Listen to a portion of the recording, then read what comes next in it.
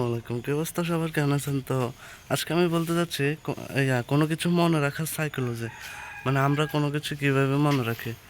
ইয়া, আমরা সাধারণত পাঁচটা সেন্স আমি লিস্ট করে রাখছি ছোটোখাটো। পাঁচটা সেন্স দিয়ে আমরা কোনো কিছু মনে রাখতে পারি। এই নাক, কান, ইয়া উম, আরে আমার হাতে বই, ইয়া নাক, কান, চোখ, মুখ, হ্যাঁ। তো মানে ইয়া, যেটা আমরা শুনি ওইটা মাত্র 2% মনে রাখতে পারি। ইয়া, আবার যেটা আমরা নিজের চোখের সামনে দেখি ভিজুয়ালি, ওইটা আমরা 5% মনে রাখতে পারি। মানে সাইকোলজিটা বুঝতে পারছেন একবারে। এরপরে যেটা স্বাদ, মানে কোনো কিছুর স্বাদ আমরা মনে রাখতে পারি 15% মাত্র। আর নাক, যে কোনো কিছু ঘ্রাণ, এটা 35% মনে রাখতে পারে।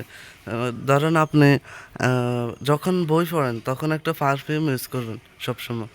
সো ওই পারফিউমটা যখন আপনি যে কোনো জায়গায়, অন্য কোনো জায়গায় যদি এই পারফিউমটা দেন, আপনার সব মনে পড়ে যাবে যে ওই ওই ওই সময় আমি কী কী করছিলাম টেবিলে এই এই সেন্টটা দিয়ে। আর কোনো কিছু মনে রাখার আরেকটা হচ্ছে আপনার ইয়া, মানে আজকে শিখলেন, আজকে একটা কিছু শিখলেন, বা ওইটা লিখে রাখতে পারেন সাথে সাথে। লিখলে প্রায় 50%ই একবারে মাথায় সাবকনসিয়াস মাইন্ডে চলে যায়। এরপরে আপনি আরেকটা কাজ করতে পারেন। ইয়া,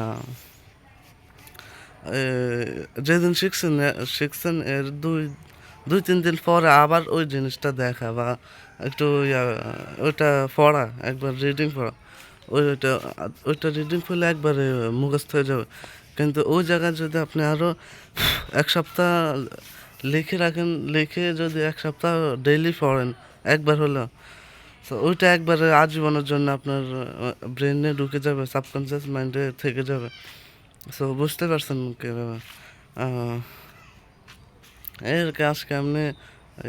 আমি শুধু এই কথা শেখার জন্য, ঠিকভাবে কমিউনিকেশন করার জন্য এই ভিডিওটা বানাইছি।